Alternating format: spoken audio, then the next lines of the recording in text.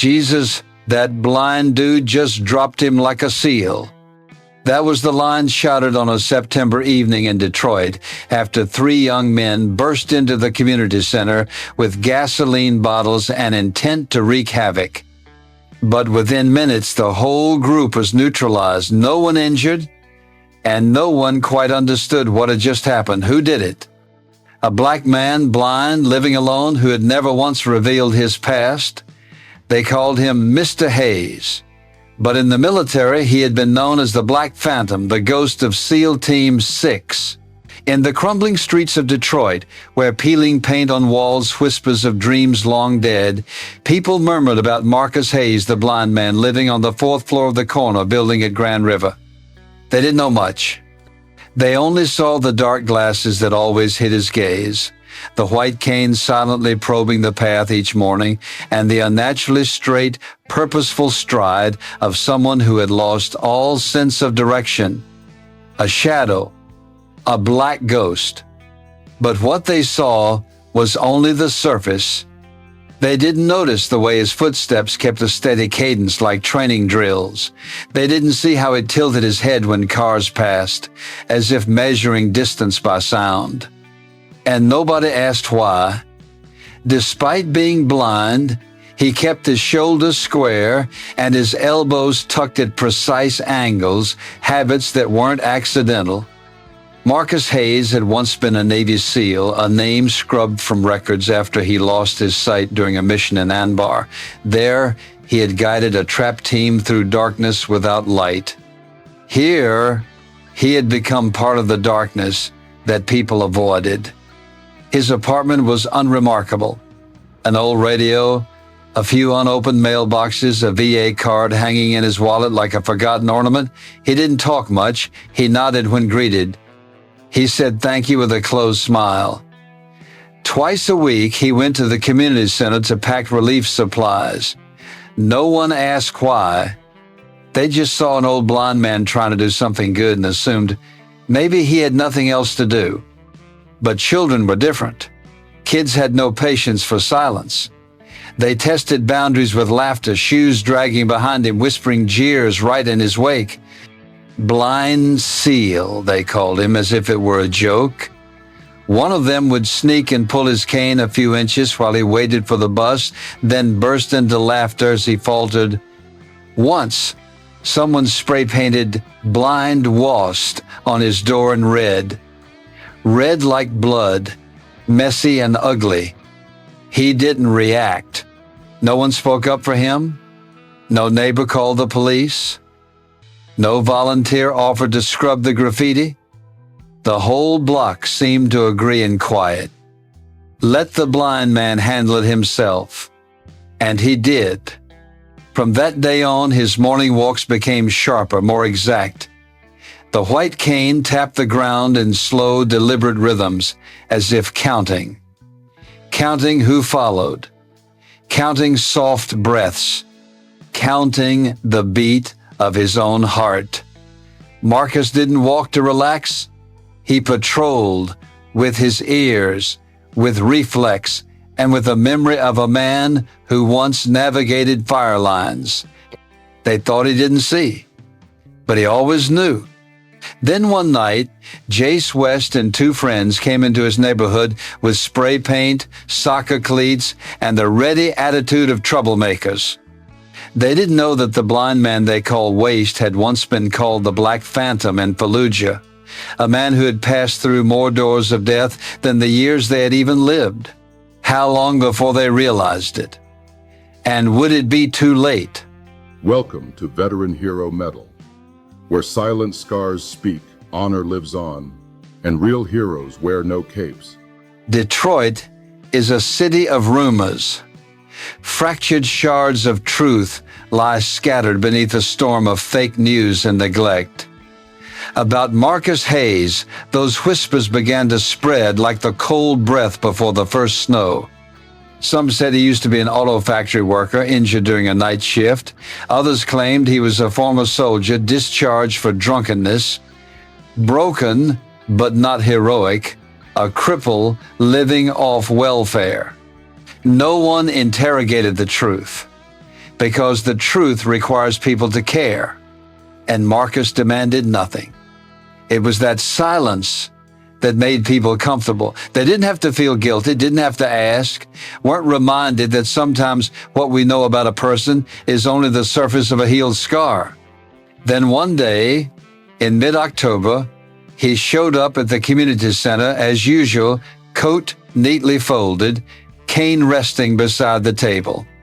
He sat down folding boxes, his hands tracing each crease like reading Braille. Everything proceeded as normal until the new manager, a former military nurse, looked closely at the veteran ID Marcus had casually placed on the table. "Fallujah," she murmured, then looked up. "SEAL Team 6? The room went quiet, not because the name was loud, but because it was too unfamiliar to be present here among canned food boxes and the plastic scent of packing tape. From that moment, everything shifted. People began observing him more closely. They realized he never bumped into tables or chairs like someone newly blind, that he always knew who stood behind him even before they spoke. A child accidentally dropped a carton of milk. He reached out, steadying it, right place, right time. Everything felt instinctive, but not ordinary instinct. It was instinct forged in combat. A young staffer searched the name Marcus Hayes online. Not much surfaced, only an old 2007 blip. Special Ops member blinded during rescue mission in Anbar province. Details classified. Details erased. Memories buried. But the name remained. And from that moment on, people stopped calling him Black Ghost. At least not to his face. Small actions began to change. A neighbor left a box of cookies at his door and walked away. A woman hung winter gloves on his doorknob. Quiet gifts asking no response, just reminders. We know who you were, and perhaps still are. But Marcus didn't alter his rhythm. He still walked the same circuit each morning, still stopped by Mrs. Clark's shop for donuts, still packed relief supplies with hands that remembered every fold. Only one thing was different. People began greeting him by name. "Morning, Mr. Hayes." No more laughter in his wake. No more dragging shoes following him. He still didn't speak much, but when someone mentioned Fallujah, he froze for half a beat, like a dormant reflex being called awake.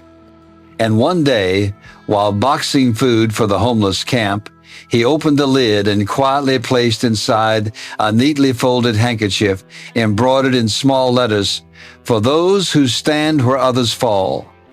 No one asked, but anyone who saw it understood. Not everyone needs light to lead. And what remains to be uncovered is, why would a man like that choose silence for so many years?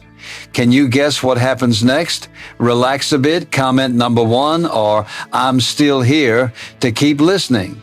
All climaxes in ordinary life don't arrive as explosions. They come as the sound of an old habit cracking. That night, Detroit was damp, not raining, but there was the metallic charge in the air. The broken yellow bulbs threw dull light over oil-stained sidewalks. Marcus kept walking as usual, the white cane tapping its familiar rhythm on pavement he knew by heart, each stone memorized. But something was different. The footsteps behind him no longer kept distance. They weren't sneaky. They pressed closer, rougher, and far too young. Heavy boot steps pressed into the street, flip-flops scraped softly, and a cheap cologne hung in the air like a prelude to chaos. Marcus stopped, no words, didn't turn. A spray hissed new graffiti being painted on the brick wall in the narrow alley behind the community center. Someone snickered. Then, without warning, the cane in his hand was yanked hard. One of the kids had lunged across, ripping it away, As if daring with a harmless toy, Marcus stood still, empty hands, but his spine remained rigid, straight as a taut cable. The group froze. In the dark, there was no heavy breathing, only waiting. Then he took a step like he was feeling his way, but not really feeling. It was a shift of weight so subtle no one noticed. Yet it sent an unspoken message. The line had been crossed. The cane slipped from the smallest kid's grip. No strike, no shouted warning, just the silent pressure of a man who could not see, yet saw more clearly than all of them. Marcus advanced another half step. No one had to say it. The whole group backed up, motionless. The boy bent to pick up the cane, trembling as he extended it. Marcus took it, nodded. No scolding, no glare. But the eyes behind those dark glasses, even if he couldn't see, made them feel exposed. Jace West was the last to leave. He turned back, half mocking, half showing off something, only the yellow light draped over Marcus's hoodie like an off-kilter halo. No retaliation, no fists, but no fear either. The next morning, the graffiti was still there, but no one dared add to it. People in the neighborhood started whispering about what happened. No one saw it with their own eyes, but everyone heard it retold. Some said Marcus just stood there and the whole group scattered. Others insisted he moved like in the movies. No one knew for sure, and that uncertainty made the story spread faster.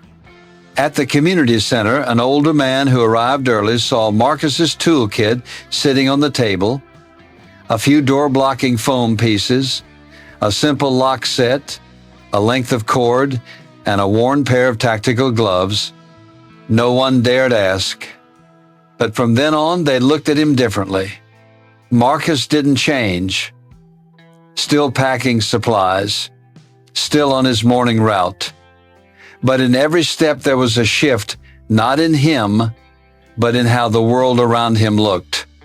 The boy had returned the cane and later was seen standing at a distance watching Marcus cut cardboard without using a ruler.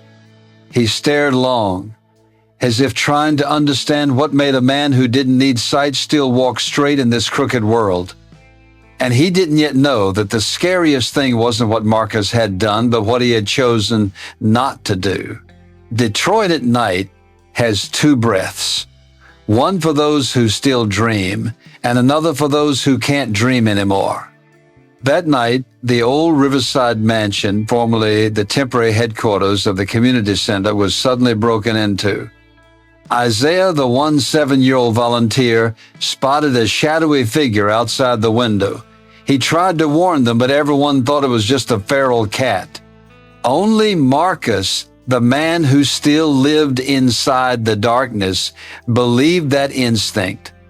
He arrived before the police. Before midnight, Marcus had swept every door, every vent. He strung small bells between entryways, spread a layer of slippery foam over the rotten wooden floor.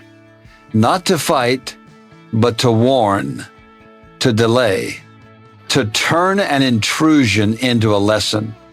No one saw him do it, just as no one had ever seen him fight. But that didn't mean he'd forgotten how. And when three figures stepped in, led by Jace, followed by two strangers carrying gasoline bottles, everything engaged like a well-oiled mechanism. A small bell rang, a motion sensor light flicked on. White foam erupted from a fire suppression unit mounted beneath the table, spreading across the floor, making their steps skid, disorienting them. One went down. One staggered. And in that instant, Marcus appeared not from the front, but from the darkness beside the cold fireplace. 3 steps. Not fast, not rushed, just close enough. The first strike hit the nerve bundle beneath the silver-collared man's sternum. He bent as if the world lost its signal. A subtle pivot brought Marcus to the second, holding the gasoline bottle a twist into the shoulder, made the bottle slip from his grip without exploding. No one shouted. No one had time to register what was happening. Only the sensation of being overwhelmed by something unseen, unpredictable. Marcus didn't hurt anyone. He only did enough to stop them. While the three intruders curled under the white lights like movie extras, he carefully secured their hands with zip ties, not tight, not degrading, just enough to hold them until the police could do their part. Then he stood there, centered in the room light pouring from behind, casting his long shadow silent, almost without border. When the police arrived, they found a blind man standing still, unarmed, unscathed. The three suspects already down, bound, with gasoline bottles and evidence intact. But the strange thing wasn't the scene. It was how the neighbors reacted. A gray-haired woman rushed over Mrs. Clark. Behind her, Isaiah and a few volunteers. A boy who once stole the cane now stood before the officers, voice trembling as he pointed. It was him. He saved this place. He had it ready. Voices rippled. No one yelled hero, no applause. But there was no more black ghost. Someone whispered, protector. And from that moment, the name spread. Not loudly, but it stuck. Because Detroit might forget everything except those who dare stand in darkness without bowing. The question was no longer, who is Marcus? But how many other Marcuses are waiting to be seen? My beloved audience, stay tuned for the next part that will leave you speechless. Take a second to like the video and subscribe and drop a comment below telling me where you're watching from and what time it is for you. It's always exciting to see someone joining us from all over the world. The next morning, the Detroit Free Press ran a terse headline, Black Blind Veteran Holds the Community Center During Break-In. Beneath the article was a photo taken from a far light streaming through a broken window, falling across Marcus's back like an affirmation that needed no words. The piece didn't go viral, but it was enough to awaken names that seemed buried under dust and forgetfulness. They read it, hesitated, then read it again, not out of idle curiosity, but to make sure they hadn't been wrong about a man for so many years. The first to knock on Marcus's door was Mrs. Clark. She brought no pie, no apology. She just stood there, her hand resting on his shoulder, squeezing gently, a gesture simple in appearance. But for her and for Marcus, it was a full recognition. The neighborhood council held an emergency meeting that afternoon. For the first time in years, the seats were full. They didn't come to protest or demand. They came to listen. And when Marcus, still in his old coat and with his white cane, stepped into the room, the entire place rose to its feet. No one told anyone to do it. They proposed renaming the community center, not after some politician, but after two men, one a blind veteran and the other a retired council chairman, Carter Hayes Community House.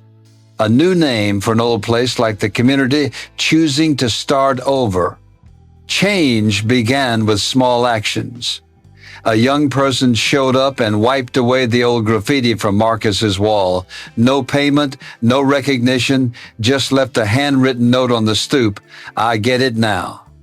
A group of elders quietly fixed the center's windows, rehung hinges, and repainted peeling surfaces. They worked in silence, as if making amends for years of their own silence. Even the kids who once called him the Black Ghost returned carrying brooms, rags, and a shame they couldn't fully hide. One of them, Rico, Jace's cousin, bowed low at Marcus's apartment door. Marcus said nothing, but the next time, Rico showed up at the first session of the self-defense class Marcus held that summer. The class was small.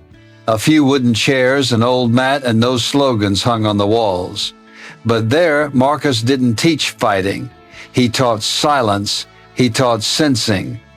He taught that patience was the only thing that preserved dignity amid chaos. Rico, once a troublemaker, became an assistant instructor, not because Marcus ordered it, but because Rico wanted to do something before Jace could. On the last day of summer class, he stood before a new group of students and repeated what Marcus had taught using his own words. Not polished, not formal, but real. The community gradually changed not because they were forced, but because they were moved. People no longer simply saw a blind man walking his morning route. They saw someone who had stepped into darkness for others and had stayed there so someone else could find their way out. No statue was erected. No medal ceremony took place. But on the corner of Grand River, where spray paint had once bled across crumbling brick, a new mural appeared, not of Marcus's face, but of one hand guiding another. Below it the line read, "The strong do not need to be seen. They only need to be believed." What do you think makes a community change? A rallying cry? Or simply one person daring to stand still? The moment dawn light filtered through the community center's windows, the air seemed to find a new pulse. Not the weary rhythm that clung to Detroit streets, not the beat of anonymous silence. This was the pulse of unity of a community waking up, placing trust in the man they had once ignored. Marcus Hayes stepped forward in front of the gathered group on the lawn of the Carter Hayes Community House, the old center now carefully renovated. A soft coat of blue paint covered the brick walls, flower pots lined the walkway, and the welcome board merged with the newly engraved name, Protectors Hall. On the wooden floor, small tables were arranged. On each sat a white paper invitation, engraved with Marcus's name and the line, "The city of Detroit honors its silent guardian." No stage, no microphone. A modest ceremony, but each chair held a small placard that read, "Thank you, Marcus," the imprint of each resident from the neighborhood. When his name was spoken, a few soft claps rose, not thunderous applause, but the quiet thudding of palms, private gestures, but heavy with meaning. Mrs. Clark bowed slightly and placed a donut on the table in front of him. Isaiah and the younger friends carried in the framed photo Marcus's first arrival at the center, his eyes still behind the thick black shades. Marcus did not lower his gaze, but the way he held the white cane with both hands gently made it clear his heart was stirring. After the presentation, everyone fell silent. Only the Detroit sky let down a gentle light, and a thank you phrase was etched on the board beside the wind chime. In the quiet, he stood tall, a blind light for many. No one held a mic, no one spoke much, but they held hands, looked at one another, and looked at him with reverence. His silver hair caught the western sun, and those who had once called him the Black Ghost remembered that they had been calling him by the wrong name. That inscription, that cane, they are now symbols of the faith he planted. A longtime friend of Mrs. Clark whispered, "If we forget, he reminds us again with action." What began as a small self-defense group in the summer had become Detroit's regional youth hub, learning, martial awareness, emotional control, and community service. One day a week, Marcus led reflex drills, not brutal combat moves, but quick response training, balance maintenance, breathing under stress skills honed by a man who had stood many times in the path of flying rounds. Rico had been a troublemaker. Now he served as assistant instructor, standing beside Marcus whenever the youth class met. He didn't speak loudly. He didn't need to prove anything. He was simply someone whose preconceived identity had been erased by Marcus, now there to help erase others' biases. One weekend, the class welcomed Lisa, an 8-year-old girl, the daughter of the donut shop owner. Lisa had once feared the dark and trembled on stairs. Now she stepped onto the training mat, listened intently, and slowly placed a hand on Marcus's cane. Her voice trembled as she said, "Uncle, I'm not scared of the dark anymore." Marcus only offered a small smile behind the shades. Warm tears, slightly cool, traced down his aged cheek. Marcus's victory did not come from a blow, but from his power to diminish fear. Afterward, the community erected a small wall right at the center's entrance. They didn't paint Marcus's portrait. They painted one hand guiding another. Below, etched into the red brick, was the line, "Leading without being seen." Everyone paused to touch the ceramic hand, an unspoken ritual heavy with reverence. On the first evening after the ceremony, the quiet atmosphere of old Detroit was no longer mute. There were halos of light, whispered thank yous, and Marcus's white cane still leaning against the wall, standing as a reminder, a quiet man can be the brightest light. Deep inside him, what was recorded wasn't in medals or titles. It was in the subtle shift in every gaze, every step, every breath of those who once called him worthless. They had come to see the power of preparation, of restraint, and of silent compassion. As the night wound down, Marcus stopped by the donut shop's porch. Mrs. Clark placed another free pastry on the table. Lisa ran out, handing him the cane, now rehung on the wall. "I'll take care of the cane," she said. Marcus nodded. The girl draped a small embroidered handkerchief over his shoulder, stitched with the words, "From darkness we rise." On that quiet street, a blind man was no longer invisible. The white cane was no longer just a tool. It had become a symbol, an unseen presence that made others feel seen. Have you ever wondered, if Marcus hadn't stood up, how many fears and prejudices would still be there, never healed? In a world loud with judgment and shallow glances, there are people like Marcus Hayes, quietly standing firm, not to be celebrated, but because they know kindness is a choice that doesn't need an audience. His story reminds us that no one is invisible if someone is willing to look deeper, that sometimes the person standing in the dark is the light guiding generations. If you've ever felt forgotten, misjudged, or alone on your journey, please remember, there is a Marcus out there who was once like you. And he chose to stand up unseen to change an entire community. If this story touched you, don't leave silently.